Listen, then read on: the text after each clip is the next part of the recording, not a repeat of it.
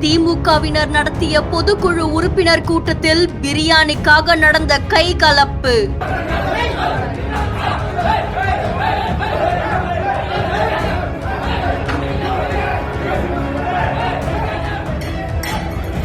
தரையில் அமர்ந்து பிரியாணி சாப்பிட்டவர்களுக்கு பிரியாணி பரிமாறப்படாததால் பரபரப்பு.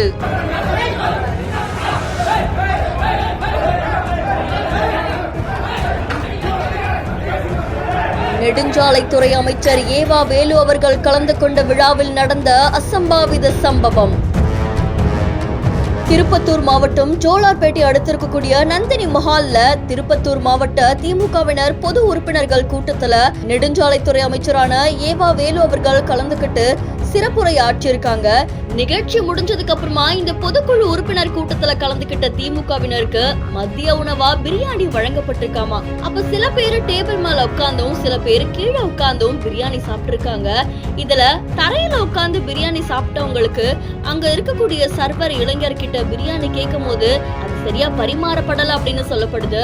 இதனால ஆத்திரம் அடைச்ச திமுகவினர் திடீர்னு சில இளைஞர்கள் கூட வாக்குவாதம் ஏற்பட்டிருக்கு. அதை தொடர்ந்து அது கை கலப்பா மாறி இருக்கு. இந்த காரணத்தால பொது உறுப்பினர்கள் கூட்டத்துல பெரும் பரபரப்பு ஏற்பட்டதா தெரிவிக்கப்பட்டிருக்கு.